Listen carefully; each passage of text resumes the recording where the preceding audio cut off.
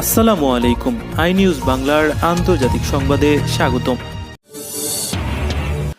এবার সিরিয়ার ওপর ক্ষেপণাস্ত্র হামলা চালালো ইহুদিবাদী ইসরায়েল। ইউক্রেন সীমান্ত থেকে সেনা সরিয়ে নিল রাশিয়া। F-35 কর্মসূচি থেকে তুরস্ককে বাদ দেওয়ার ঘোষণা দিল মার্কিন যুক্তরাষ্ট্র। ভারত ও পাকিস্তান থেকে কানাডায় বিমান প্রবেশে নিষেধাজ্ঞা জারি। উইঘুর নিপীড়নে স্পষ্টতই গণহত্যা, দাবি ব্রিটিশ পার্লামেন্টের। খাশোগি হত্যার জের, সৌদি আরবে অস্ত্র বিক্রিতে লাগাম টানবে আমেরিকা। করোনার প্রকোপ, মোদি মমতার রোড শো এবং জনসভা বাতিল। এবং এবার প্রকাশ্য মহড়ায় যোগ দিচ্ছে ইসরায়েল এবং আরব আমিরাত। আপডেট আন্তর্জাতিক সংবাদ পেতে চ্যানেলটি সাবস্ক্রাইব করে বেল আইকনে ক্লিক করুন। আমাদের ভিডিওতে লাইক দিয়ে আপনার মতামত জানান। ইহুদিবাদী ইসরায়েলের গোপন পরমাণু স্থাপনা দিমোনার কাছে সিরিয়া থেকে ছোড়া একটি ক্ষেপণাস্ত্র আঘাত করেছে এমন অভিযোগ এনে তেল আবিব সিরিয়ার রাজধানী দামেস্কের কাছে ক্ষেপণাস্ত্র আগ্রাসন চালিয়েছে। তবে সিরিয়ার ক্ষেপণাস্ত্র প্রতিরক্ষা ব্যবস্থার সাহায্যে দেশটির সামরিক বাহিনী ইসরায়েলি ক্ষেপণাস্ত্র প্রতিহত করতে সক্ষম হয়েছে। প্রতিরক্ষা সূত্রের বরাত দিয়ে সিরিয়ার রাষ্ট্রীয় বার্তা সংস্থা সানা জানিয়েছে, ইসরায়েলি ক্ষেপণাস্ত্র হামলায় 4 সেনা আহত এবং কিছু সম্পদের ক্ষতি হয়েছে। এই সূত্র জানিয়েছে, গত রাত 1:38 সময় ইসরায়েলি বাহিনী অধিকৃত গোলান মালভূমি থেকে কয়েকটি ক্ষেপণাস্ত্রের সাহায্যে আগ্রাসন চালায়। রাজধানী দামেস্কের কাছের কয়েকটি অবস্থান লক্ষ্য করে এই হামলা চালায় ইসরায়েল। তবে সিরিয়ার ক্ষেপণাস্ত্র প্রতিরক্ষা ব্যবস্থা বেশিরভাগ ক্ষেপণাস্ত্র ভূপাতিত করেছে। এর আগে ইসরায়েলের সামরিক বাহিনী দাবি করেছে যে ভূমি থেকে আকাশে নিক্ষেপণযোগ্য সিরিয়ার একটি ক্ষেপণাস্ত্র দিমোনা পরমাণু স্থাপনার কাছে আঘাত হানে। এর জবাবে দামেস্কের কাছে ইসরায়েলি ক্ষেপণাস্ত্র ব্যবস্থার ব্যাটারি লক্ষ্য করে ক্ষেপণাস্ত্র হামলা চালানো হয়েছে বলে তেল আবিব দাবি করেছে। তবে সিরিয়া এখন এ বিষয়ে কোনো মন্তব্য করেনি। কয়েক সপ্তাহ উত্তেজনা শেষে ইউক্রেন সীমান্ত থেকে সেনা সদস্যদের সরিয়ে নিল রাশিয়া। গত বৃহস্পতিবার সেনাদের ঘাঁটিতে ফিরে আসতে নির্দেশ দিয়েছেন রুশ প্রতিরক্ষা মন্ত্রী সের্গেই শুইগু। ইউক্রেনের সীমান্তে এটি ছিল যে এ যাবৎকালের সবচেয়ে বেশি রুশ সেনা মোতায়েন। এর ফলে দুদেশের মধ্যে সৃষ্ট সীমান্ত উত্তেজনা নিয়ে উদ্বেগ প্রকাশ করে আন্তর্জাতিক মহল। ব্রিটিশ সংবাদ মাধ্যম বিবিসির খবরে বলা হয়েছে, সীমান্ত এলাকায় ক্রিমিয়ায় এ সেনা সমাবেশ ঘটায় রাশিয়া। সেই সঙ্গে জড়ো করা হয়েছে অসংখ্য ট্যাঙ্ক এবং সামরিক সরঞ্জাম। ইউরোপীয় ইউনিয়ন ধারণা করে সেনার সংখ্যা ছিল 1 লাখের বেশি। গতকাল রুশ প্রতিরক্ষামন্ত্রী ক্রিমিয়ায় বলেছেন, অনুশীলনে থাকা সেনারা ঘাঁটিতে ফিরে যাবেন। সেনাদের প্রশিক্ষণের উদ্দেশ্যে সফল হয়েছে বলে তিনি দাবি করেছেন। এই সেনা সমাবেশ ছিল 2014 সালের পর এ পর্যন্ত সর্বোচ্চ। 2014 সালের ওই সেনা সমাবেশের পর ইউক্রেনের বাহিনীর সঙ্গে রুশপন্থী বিচ্ছিন্নতাবাদীদের লড়াইয়ের মধ্যেই ক্রিমিয়া ছিনিয়ে নেয় রাশিয়া। এবার রাশিয়া দাবি করে পশ্চিমা দেশগুলোর সামরিক জোট ন্যাটোর হুমকি মোকাবেলায় প্রশিক্ষণের অংশ হিসেবে এই সেনা সমাবেশ ঘটানো হয়েছে। সেনা ফিরিয়ে নিয়ে উত্তেজনার হ্রাসের জন্য রাশিয়ার সিদ্ধান্তকে স্বাগত জানিয়েছে ইউক্রেনের প্রেসিডেন্ট ভ্লাদিমির জেলেনস্কি। এর আগে তিনি রুশ প্রেসিডেন্ট ভ্লাদিমির পুতিনকে যুদ্ধক্ষেত্রে মুখোমুখি হওয়ার চ্যালেঞ্জ দিয়েছিলেন। রুশ প্রতিরক্ষা মন্ত্রী বলেছেন, দেশকে নির্ভরযোগ্য প্রতিরক্ষা দিতে পারার মতো দক্ষতা দেখিয়েছে সেনাবাহিনী। এরপর তিনি কমান্ডারদের নির্দেশ দেন, আজ শুক্রবার থেকে আগামী 1 মের মধ্যে স্থায়ী ঘাঁটিতে সেনা সদস্যদের ফিরে যেতে হবে। 2014 সালে সরকার বিরোধী বিক্ষোভের মুখে ইউক্রেনে রাশিয়াপন্থী সরকারের পতন হয়। এরপর ইউক্রেনের রুশভাষী পূর্বাঞ্চল দোনেৎস্ক আর দক্ষিণাঞ্চল লুহানস্ক অঞ্চলে রুশপন্থী বিচ্ছিন্নতাবাদীরা ইউক্রেনের কেন্দ্রীয় সরকারের বিরুদ্ধে অস্ত্র হাতে তুলে নেয় এবং সেখানে পিপলস রিপাবলিকস নামে আলাদা শাসন ব্যবস্থা চালু করে। এই বিচ্ছিন্নতাবাদীদের সঙ্গে ইউক্রেনের সরকারি বাহিনীর লড়াই অব্যাহত রয়েছে। অভিযোগ রয়েছে, রুশপন্থী বিচ্ছিন্নতাবাদীদের পক্ষে যুদ্ধ করার জন্য রাশিয়া সেনা পাঠিয়েছে, তবে মস্কো এই অভিযোগ অস্বীকার করে আসছে। মার্কিন সরকার 5ম প্রজন্মের F-35 যুদ্ধ বিমান উৎপাদন কর্মসূচি থেকে তুরস্ককে বের করে দেওয়ার কথা আনুষ্ঠানিকভাবে আঙ্কারাকে জানিয়ে দিয়েছে। রাশিয়ার কাছ থেকে তুরস্কের S-400 ক্ষেপণাস্ত্র প্রতিরক্ষা ব্যবস্থা কেনার প্রতিবাদে এ ব্যবস্থা নিল ওয়াশিংটন। তুরস্কের বার্তা সংস্থা আনাতোলি এ খবর দিয়েছে। এর আগে 2019 সালে মার্কিন গণমাধ্যমে প্রকাশিত খবরে বলা হয়েছিল, রাশিয়ার কাছ থেকে S-400 কেনার কারণে আমেরিকা তুরস্ককে 5ম প্রজন্মের F-35 কর্মসূচি থেকে বাদ দিয়েছে। এবার বিষয়টি আনুষ্ঠানিকভাবে আঙ্কারাকে জানালো ওয়াশিংটন। রাশিয়ার কাছ থেকে এই ক্ষেপণাস্ত্র ব্যবস্থা কেনার কারণে আঙ্কারার প্রতি ক্ষুব্ধ হয়ে আছে ওয়াশিংটন। এই কর্মসূচিতে তুরস্ক এবং আমেরিকার পাশাপাশি Britain, Canada, Denmark, Australia, Italy, Holland এবং নরওয়ের অংশগ্রহণ করার কথা ছিল। চুক্তিতে বলা হয়েছে এই 9 দেশের প্রতিটি দেশ F-35 যুদ্ধ বিমানের কোনো না কোনো অংশ তৈরি করবে এবং শেষে আমেরিকা, ইতালি, জাপানে অবস্থিত কারখানায় এসব অংশ জোড়া লাগিয়ে যুদ্ধ বিমান তৈরি করা হবে। কিন্তু এবার সে কর্মসূচিতে তুরস্ককে ছাড়া বাকি 8 দেশ এগিয়ে নেবে।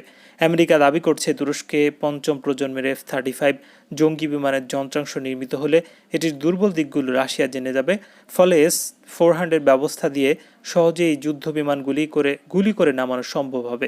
তবে তুরস্ক এবং রাশিয়া এই অভিযোগ বরাবরই অস্বীকার করে আসছে। সংযুক্ত আরব আমিরাত, নিউজিল্যান্ড এবং ইংল্যান্ডের পর এবার ভারত থেকে যাওয়া বিমানের ওপর নিষেধাজ্ঞা জারি করেছে কানাডা। করোনা সংক্রমণ প্রতিরোধ করতে দেশটি আপাতত 30 দিনের জন্য এই ব্যবস্থা নিয়েছে। তবে ফ্লাইটে নিষেধাজ্ঞার এই তালিকায় ভারতের সঙ্গে উত্তর আমেরিকার এই দেশটি পাকিস্তানকেও রেখেছে বলে জানিয়েছে দেশটির গণমাধ্যম জিও নিউজ। কানাডা সরকার জানিয়েছে আগামী 30 দিনের জন্য ভারত এবং পাকিস্তান থেকে সকল বিমান বাতিল করা হয়েছে। এ অঞ্চলে করোনা পরিস্থিতি মাত্রাতিরিক্ত বৃদ্ধি এর কারণ বলে জানানো হয়েছে। ভারতে করোনা পরিস্থিতির উত্তরোত্তর অবনতি হচ্ছে, প্রতিদিন বাড়ছে সংক্রমণ এবং মৃত্যুর সংখ্যা। এছাড়া ভারতে শনাক্ত করোনার নতুন অতি সংক্রামক ধরনটি আতঙ্ক ছড়িয়েছে সারা বিশ্বে। এর আগে একই কারণে ভারত থেকে বিমান চলাচলে নিষেধাজ্ঞা জারি করে সংযুক্ত আরব আমিরাত, নিউজিল্যান্ড এবং ইংল্যান্ড। এবার কানাডাও একই পদক্ষেপ নিল। এছাড়া টিকা নিলেও ভারত ভ্রমণে না যেতে নাগরিকদের নির্দেশ দিয়েছে যুক্তরাষ্ট্র।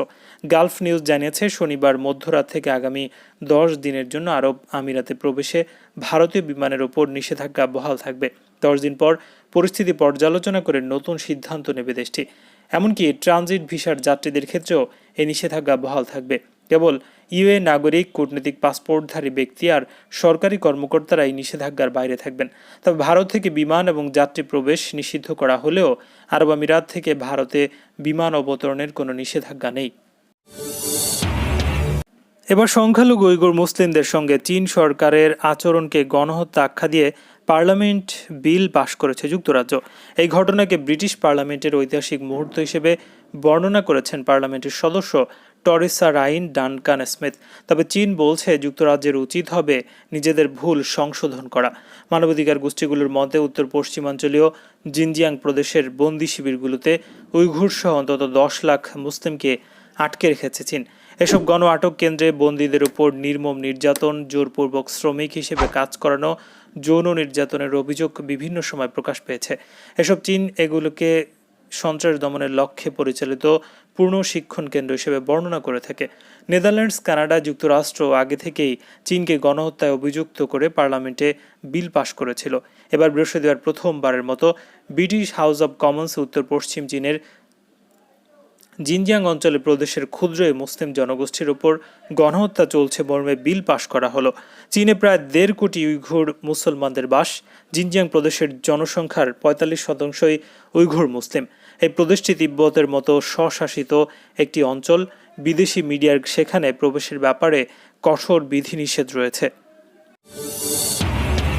সাংবাদিক জামাল খাশোগি হত্যার জেরে সৌদি আরবে অস্ত্র বিক্রিতে লাগাম টানতে চান যুক্তরাষ্ট্রের আইন প্রণেতারা। এজন্য মার্কিন পার্লামেন্টের নিম্নকক্ষ প্রতিনিধি পরিষদে স্থানীয় সময় গত বুধবার একটি বিল পাশ হয়েছে। যুক্তরাষ্ট্রের গণমাধ্যমের খবরে বলা হয়েছে, ভার্জিনিয়ার ডেমোক্রেটিক কংগ্রেসম্যান গ্যারি কর্ননেলের উদ্যোগে কংগ্রেসে একটি বিল উত্থাপন করা হয়েছে। বিলটি 350 থেকে 71 ভোটে পাশ হয়েছে।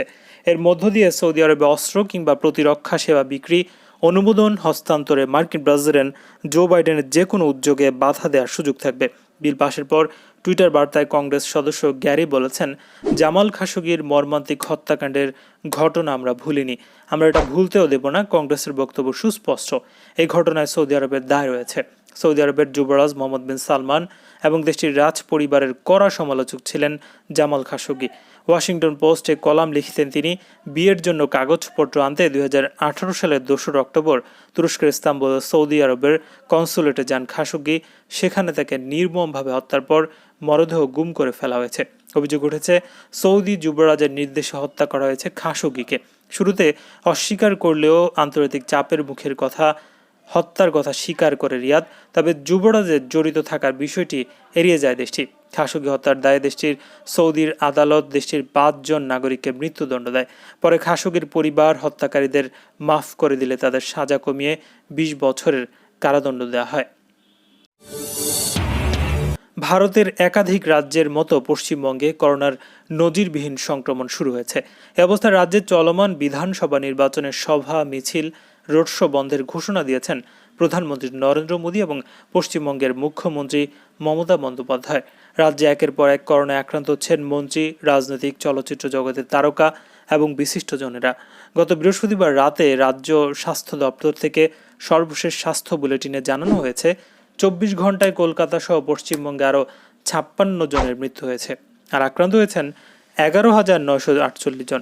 এই খবর আতঙ্ক ছড়িয়ে পড়েছে রাজ্য জুড়ে, কারণ এখন পশ্চিমবঙ্গে চলছে নির্বাচনী মৌসুম।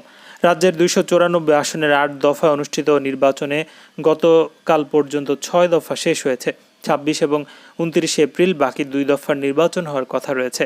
এই 2 দফায় উত্তর এবং দক্ষিণ কলকাতা, মালদহ, মুর্শিদাবাদ, পশ্চিম বর্ধমান, দক্ষিণ দিনাজপুর, বীরভূমের 71টি আসনে নির্বাচন বাকি রয়েছে।